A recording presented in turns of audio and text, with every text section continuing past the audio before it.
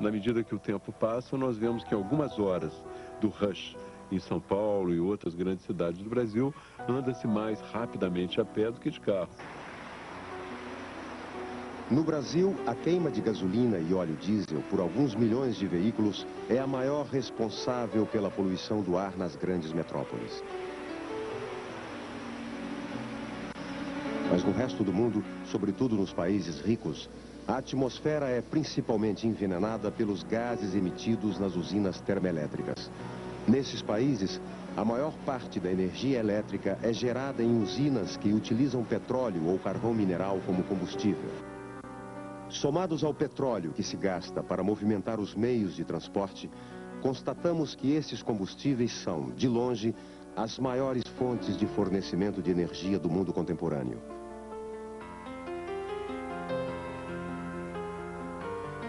Eles são conhecidos como combustíveis fósseis, e o seu consumo exagerado é a maior causa de danos ambientais ao nosso planeta.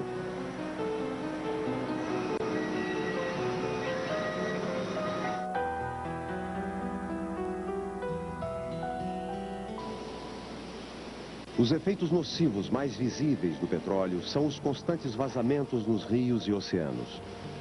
Mas a consequência mais perturbadora do alto consumo de energia de origem fóssil, aquela que vem preocupando os ambientalistas por ser a menos reversível e a de resultados mais imprevisíveis para o nosso futuro, é o aquecimento global do planeta em decorrência do efeito estufa. Esse é um problema que afeta igualmente todos os países, tanto a parte rica como a parte mais pobre da humanidade e para o qual ainda não se encontrou solução. O efeito estufa é provocado por alguns gases contidos na atmosfera, como o gás carbônico e o metano, que absorvem o calor da superfície da Terra e impedem que ele se dissipe no espaço. Em consequência, a atmosfera se aquece da mesma forma que uma estufa permanece quente no inverno, embora a temperatura externa seja muito baixa. Se os gases estufa não existissem, o nosso planeta seria um lugar frio e sem vida, tão desolado e estéril como a Lua. O problema é que a quantidade de gases estufa presentes na atmosfera vem aumentando de forma assustadora. Principalmente o gás carbônico, emitido pela queima de combustíveis fósseis. Essa concentração crescente de gás carbônico na atmosfera está provocando o aumento da temperatura média na superfície terrestre, com consequências graves sobre o futuro do planeta. O painel intergovernamental sobre mudança de clima, um órgão da ONU, a cada 5 anos faz uma avaliação do conhecimento científico sobre esse fenômeno.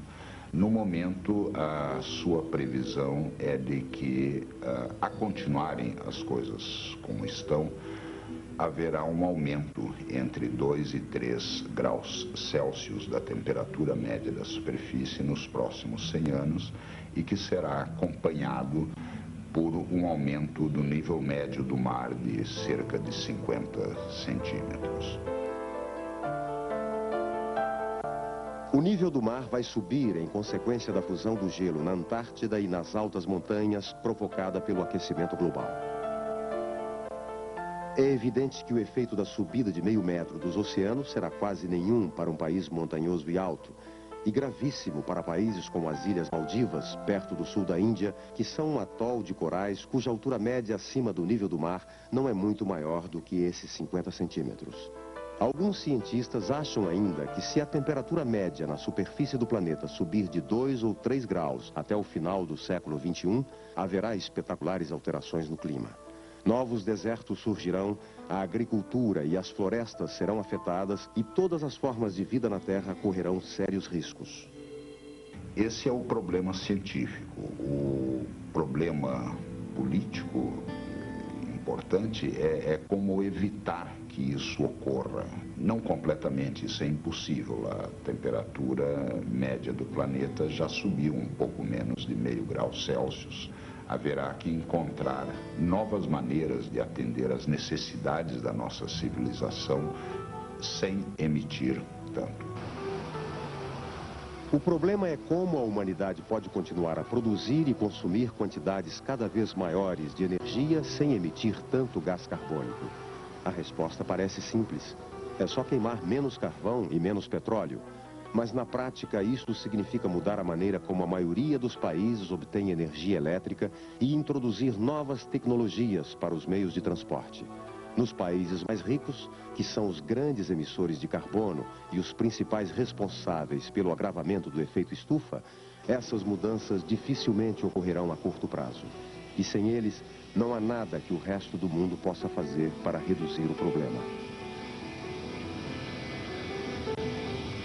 Bom, eu acho que o efeito estufa é um problema sério, mas é um problema que não pode ser equacionado por nós brasileiros. Nosso papel nesse processo é relativamente limitado. Os grandes poluidores, os grandes provocadores do efeito estufa são os países do norte. Por isso mesmo, acho que a solução desses problemas tem que ser dada por eles. E nós certamente devemos participar desse esforço, mas o nosso papel é totalmente subordinado. E o nosso principal compromisso é com o desenvolvimento econômico brasileiro.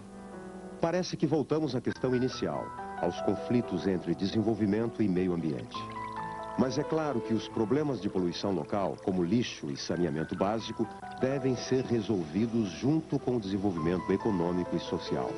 Ao passo que um problema como o aquecimento global é consequência negativa do enriquecimento e pode até se tornar um sério obstáculo para os países emergentes. Isso porque não existe crescimento econômico sem aumento do consumo de energia. E consumir ainda mais energia pode levar ao limite a degradação ambiental do planeta. É impossível pensar o desenvolvimento do Brasil, da China, da Índia, de todos os grandes países do chamado terceiro mundo, nos mesmos moldes da Europa e dos Estados Unidos. Esse modelo europeu e norte-americano não pode ser universalizado. Quer dizer, as condições ambientais do planeta não permitem. Nós temos que inventar novos caminhos, melhorar a qualidade de vida sem levar o planeta ao estresse total. Em outras palavras, se países emergentes como o Brasil, a China e a Índia pudessem atingir rapidamente o mesmo índice de automóveis e consumo de energia elétrica por habitante que os países ricos, a Terra não aguentaria. Essa é a realidade. Os países ricos chegaram lá antes. E agora o nosso caminho parece bloqueado. Mas como os povos dos países em desenvolvimento têm o direito a uma vida melhor e mais produtiva, o que implica em consumir mais energia, a sobrevivência do mundo dependerá da introdução de novas tecnologias e novos estilos de vida. São eles que abrirão o caminho para o desenvolvimento sustentável da humanidade, aquele que preserva o meio ambiente para as próximas gerações.